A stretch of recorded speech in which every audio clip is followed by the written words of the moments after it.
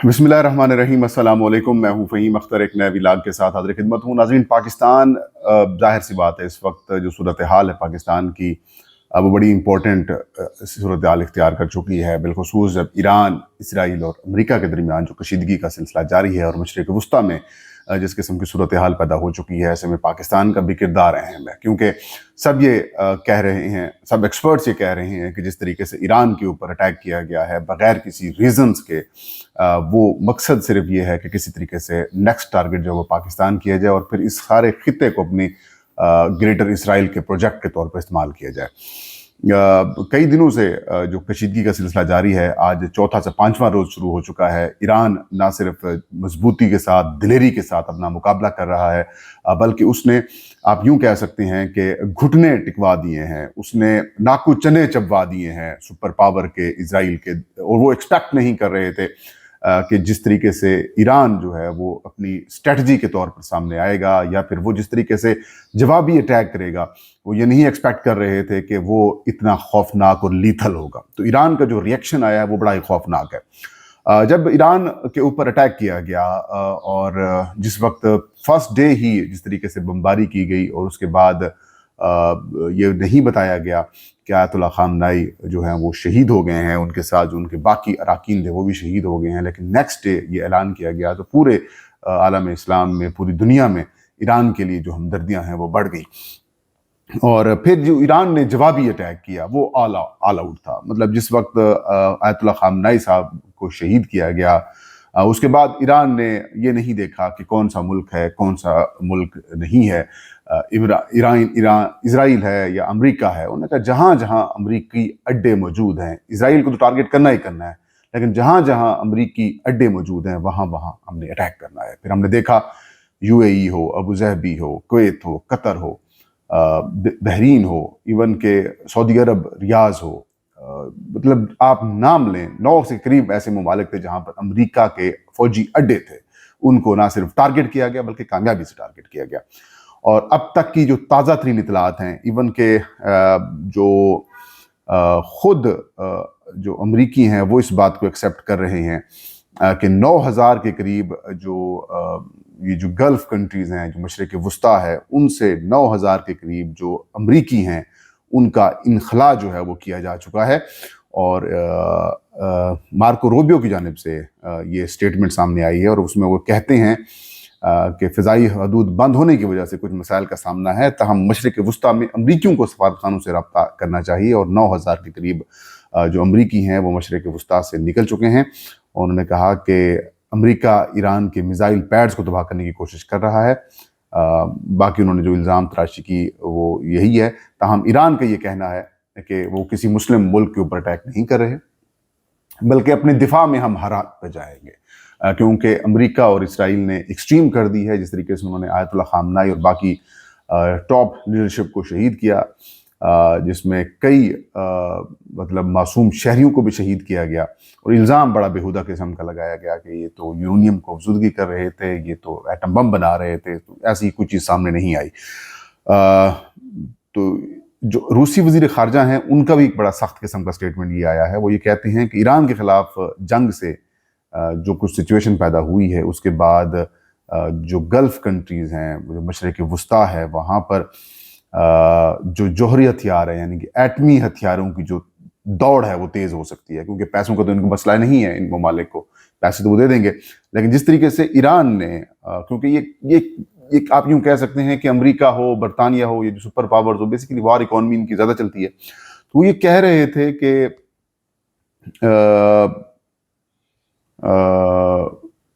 America हो या फिर बरतानिया हो, ये इनकी जो स्ट्रेटजिक है डिफेंस है, ये जो इनका दिफा है वो करेंगे। लेकिन अब सूरत हाल ये है कि इनके पास जो ईरान के ड्रोन्स हैं उनको गिराने के लिए मिसाइल्स इस्तेमाल कर रहे हैं। जो आयरन डोम हो या फिर वो जो आप इसे कह सकते हैं जिस तरीके से वो डिफेंस सिस्टम होता है उनका, वो ज़्यादा चीज़ें इस्तेमाल कर रहा है। वो ज़्यादा एक मामूली सी मालियत का जो ड्रोन है उसको गिराने के लिए ये मिसाइल्स गिरा रहे हैं। तो सिंपल बात यह है कि इसमें नुकसान उठा रहे हैं। और ईरान ने एक साथ 9 ममालिक के तकरीबन 22 के करीब ऐसे जो लोकेशंस हैं जहाँ पर वो अटैक कर रहे हैं। اسرائیل کو، تل ابیب کو اور باقی جو شہر ہیں وہاں پر تو ٹارگٹ کر رہے ہیں، لیکن ساتھ ساتھ ان ممالک کو بھی ٹارگٹ کر رہے ہیں جہاں پر ان کے فوجی اڈے ہیں، اور وہ صرف فوجی تنصیبات کو، جو امریکی اڈوں کی تنصیبات ہیں وہاں پر اٹیک کیا جا رہا ہے، لیکن اس کو غلط رنگ دینے کی کوشش کی جا رہی ہے مختلف صحافیوں کی جانب سے بھی اور حکومتی مسلم لیگ نون کے لوگوں کی جانب سے بھی اور سوشل میڈیا کے اوپر بھی، بلکہ وہ ممالک بھی کہ یہ ہمارے اوپر اٹیک کر رہے ہیں، تو وہ اٹیک ان کے اوپر نہیں ہو رہا۔ وہ بڑی واضح پوزیشن انہوں نے لی ہوئی ہے کہ جب آپ نے اپنا، انہوں نے کہا یہ چیز ذہن میں رکھیں، ایرانی وزارت خارجہ کا یہ کہنا ہے کہ ان ممالک کے اڈوں سے وہ ان کے دفاع کے لیے چیزیں استعمال نہیں ہو رہی، بلکہ وہ ایران پر حملے کے لیے وہ چیزیں استعمال ہو رہی ہیں۔ تو وہاں پر بھی ان کو سمپل سی بات یہ کہ اگر ایران ان ممالک میں فوجی اڈوں کو، امریکی اڈوں کو ٹارگٹ کر رہا ہے، تو وہ ممالک جن کے ملکوں میں امریکہ نے اڈے بنائے ہوئے ہیں وہاں سے ایران کو ٹارگٹ کیا جا رہا ہے، اس کے اوپر کوئی ڈسکشن نہیں ہو رہی۔ لہذا یہ بھی ایک بڑا اہم پہلو ہے جس کی جانب لوگوں کو توجہ دینے کی سخت ضرورت ہے۔ اس کے علاوہ جو امریکی صدر ہیں جناب ڈونلڈ ٹرمپ صاحب، کیونکہ کچھ دن پہلے واشنگٹن پوسٹ نے یہ دعویٰ کیا تھا کہ اسرائیل اور سعودی عرب نے امریکہ کو مجبور کیا ہے کہ ایران وار کے اندر وہ شامل ہوں، لیکن اس بیان کی تردید کر دی ہے ڈونلڈ جے ٹرمپ نے۔ وہ کہتے ہیں کہ میں نے خود اسرائیل کا ہاتھ ایران پر حملے کے لیے بڑھایا، اور انہوں نے یہ تردید کی ہے، اور اپنے ہی وزیر خارجہ مارکو روبیو کو بھی انہوں نے غلط ٹھہرایا ہے۔ وہ کہتے ہیں کہ امریکہ کو اسرائیل نے ایران کے خلاف جنگ میں نہیں دھکیلا، ڈونلڈ ٹرمپ نے ذمہ داری لی کہ اگر کچھ ہوا بھی ہے تو وہ یہ خود کہ میں نے خود اسرائیل کا ہاتھ ایران کے لیے آگے بڑھایا ہے، جبکہ امریکی وزیر خارجہ مارکو روبیو نے کہا تھا کہ ایران پر اسرائیل حملہ کرنے جا رہا تھا، جواب میں ایران کی جانب سے امریکی فوجیوں کو نشانہ بنائے جانے کا خدشہ تھا، اس لیے امریکہ نے جنگ میں پہل کی۔ اس کے علاوہ جو اس بیان پر امریکہ کے ڈیموکریٹک رکن کانگریس ہیں جواکم کاسترو، انہوں نے کہا کہ وزیر خارجہ مارکو روبیو نے تسلیم کر لیا کہ امریکہ کو اسرائیل نے جنگ میں دھکیلا، جبکہ ایران کی قومی سلامتی کے سیکرٹری علی لریجانی پہلے ہی واضح کر چکے تھے کہ ایران جنگ میں پہل کرنا نہیں چاہتا تھا اور 300 سال کی طرح اب بھی جنگ میں پہل نہیں کی۔ بہرحال یہ ایک انٹرسٹنگ قسم کی چیز ہے، کیونکہ واشنگٹن پوسٹ نے بھی چند دن پہلے، امریکی اخبارات نے بھی چند دن پہلے یہ دعویٰ کیا تھا کہ امریکہ کو اسرائیل اور سعودی عرب نے دھکیلا ہے، لیکن اب ٹرمپ نے ان دونوں کو غلط ثابت کر دیا ہے۔ اس کے علاوہ رات سے ایک خبر چل رہی ہے کہ ظاہر آیت اللہ خامنائی شہید ہوئے ہیں، ان کی تدفین ہوگی، جنازہ ہوگا ان کا، اور اس کے بعد ان کا متبادل کون ہوگا، ان کا متبادل سے مراد یہ کہ ان کی جگہ کون لے گا، ایران کا نیا سپریم لیڈر کون ہوگا۔ تو اسرائیل کا جو میڈیا ہے اس نے دعویٰ کیا ہے کہ آیت اللہ خامنائی کے جو بیٹے ہیں مجتمع خامنائی، ان کو ایران کا سپریم لیڈر جو ہے وہ منتخب کر لیا گیا ہے، جبکہ اسرائیلی میڈیا کے مطابق مجتبیٰ خامنائی کا انتخاب اسمبلی آف ایکسپرٹس کی جانب سے کیا گیا ہے، تاہم ایران کے سرکاری حکام کی جانب سے تاحال اس دعوے کی تصدیق نہیں کی گئی، اور جو نئے لیڈر ہیں ان کا آن لائن انتخاب کیا جا رہا ہے، اور حتمی مرحلے میں معاملات داخل ہو سکتے ہیں، اور ہو سکتا ہے اس کو 7 سے 8 دن بھی جو ہیں وہ لگ جائیں۔ تاہم یہ کہا جا رہا ہے کہ جمعے سے تک امام خمینی ہال تہران میں آیت اللہ خامنائی کی مشہد میں تدفین کے لیے دن ہے اس کا تعین کیا گیا ہے، اور ایک تدفین سے پہلے بڑا تعزیتی اجتماع جو ہے وہ مشہد میں کرایا جائے گا، اور اس کے بعد جو ہے وہ آیت اللہ خامنائی کی جو ہے وہ تدفین کرائی جائے گی۔ تو تازہ ترین چیزیں یہی ہیں۔ پاکستان میں بھی اس کا امپیکٹ فیل کیا جا رہا ہے۔ چند دن پہلے DGI صاحب نے بھی صحافیوں کو بلایا تھا، اور اس میں انہوں نے کہا تھا کہ پاکستان اور ایران میں فرق ہے، پاکستان ایران نہیں ہے، افغانستان نہیں ہے، پاکستان ایک ایٹمی ملک ہے، اور پاکستان کو اگر کسی نے میلی آنکھ سے دیکھا تو پاکستان اس کا جواب بھی اسی انداز میں جو ہے وہ دے گا۔ انہوں نے کہا کسی قسم کا کوئی خطرہ نہیں ہے۔ تاہم آج وزیر اعظم شہباز شریف کی جانب سے اپوزیشن لیڈران، پارلیمانی قائدین کے لیے ایک بریفنگ سیشن رکھا گیا ہے پرائم منسٹر ہاؤس میں، اور اس میں یہ کہا گیا ہے کہ جو پاکستان تحریک انصاف کے لوگ ہیں، سینیٹ اور قومی اسمبلی میں پارلیمانی لیڈر ہوں یا پھر اپوزیشن لیڈرز ہوں، ان کو بھی دعوت دی گئی تھی۔ اور کل ہم نے دیکھا تھا وزیر پارلیمانی امور طارق فضل چودھری اور وزیر اعظم شہباز شریف کے مشیر برائے سیاسی افیئرز جناب رانا ثناء اللہ صاحب نے، انہوں نے ملاقات کی تھی، اور اس ملاقات میں انہوں نے دعوت دی تھی علامہ راجہ ناصر عباس کو اور محمود خان اچکزئی، کیونکہ دونوں سینیٹ آف پاکستان اور قومی اسمبلی میں بالترتیب اپوزیشن لیڈرز ہیں۔ ظاہر ہے ان دونوں کے پاس جو عہدہ ہے یہ پاکستان تحریک انصاف کی وجہ سے ہے، لیکن تحریک انصاف کی رات گئے سیاسی کمیٹی کا اجلاس ہوتا ہے اور اس اجلاس کا جو اعلامیہ ہے وہ جاری کیا جاتا ہے، اور اس کے اندر یہ بات کی جاتی ہے کہ تحریک انصاف حکومت کے بلائے گئے کسی بھی اجلاس میں شرکت نہیں کرے گی، اگر شرکت کرے گی تو پہلے عمران خان صاحب سے ملاقات جو ہے وہ مشروط طور پر کیا گیا ہے کہ عمران خان صاحب سے ملاقات کرائی جائے، اور انہوں نے کہا کہ عمران خان کو مسلسل ان کے آئینی حقوق نہیں دیے جا رہے، عمران خان کو جو ان کی فیملی ان کے وکلاء کو ایکسیس نہیں دی جا رہی، ان کے پرسنل ڈاکٹرز کو ایکسیس نہیں دی جا رہی، ان کے ذاتی معالجین ان کی ٹریٹمنٹ کے وقت ان کو یقینی بنایا جائے، تو پھر جا کر حکومت کے ساتھ کسی بھی قسم کی صورتحال یا پھر بات چیت جو ہے وہ ہو سکتی ہے۔ تو انکار کر دیا گیا ہے تحریک انصاف کی جانب سے۔ وہ تازہ ترین اپڈیٹس یہ ہیں کہ ابھی بھی خطرہ جو ہے وہ موجود ہے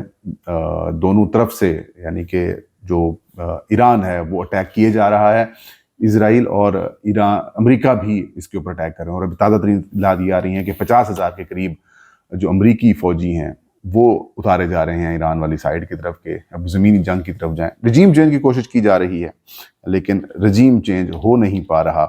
ایران میں، اور ان میں بڑی ناکامی ہوئی ہے اس دفعہ ایران میں رجیم چینج نہ ہونے سے، یا یوں کہہ سکتے ہیں کہ جو اٹیمپٹ کی جا رہی تھی وہ فیل ہوئی ہے۔ بڑی انٹرسٹنگ قسم کی صورتحال ہے، اور جو ایمبیسی ہے یونائٹڈ اسٹیٹس کی دبئی میں، اس کو ایران نے ہٹ کیا ہے اور بڑی کامیابی سے ہٹ کیا ہے، تو ایک بڑی انٹرسٹنگ قسم کی صورتحال پیدا ہوئی پڑی ہے، اور بڑی خوفناک صورتحال بھی ہے، جس میں آپ یوں کہہ سکتے ہیں کہ 160 کے قریب جو بچیاں اسکول کی تھیں وہ بھی ایران میں اسکول کے اوپر اٹیک کیا گیا، اور کئی زخمی بھی ہیں، لیکن اس خبر کو بھی دبا دیا گیا شاید ان کی تدفین کے ساتھ ہی۔ بڑی افسوسناک قسم کی صورتحال ہے۔ بہرحال تازہ ترین اپڈیٹس یہی ہیں، جو مزید اپڈیٹ ہوں گی وہ ہم آپ تک پہنچائیں گے، اور جو الجزیرہ ہے اس کے مطابق 787 لوگ جو ہیں وہ شہید ہوئے ہیں ایران کے اندر، 11 اسرائیل میں مارے گئے ہیں، اور جو گلف سٹیٹس ہیں ان میں 8 کے قریب امریکی فوجی جو ہیں وہ مارے گئے ہیں، لیکن جو ایرانی آرمی ہے وہ کچھ اور مطلب دعویٰ کر رہی ہے، وہ کہہ رہی ہے کہ 500 سے اوپر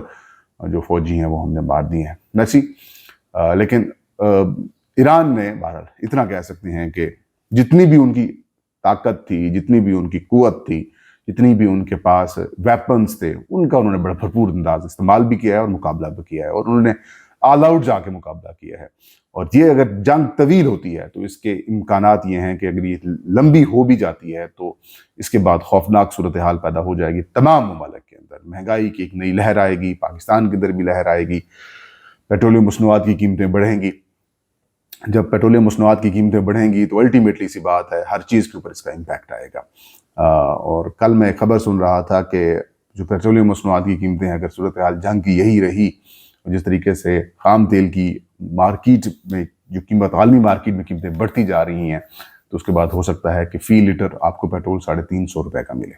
تو اس کے بعد آپ خود اندازہ لگائیں کہ کس لیول کی مہنگائی آپ کو فیس کرنی پڑے گی۔ یہ تھا آج کا ویلاگ، تازہ ترین اپڈیٹس آپ کو دیتے رہیں گے، تب تک کے لیے مجھے اجازت دیجیے۔ اللہ ہم سب کو حامی ناصر۔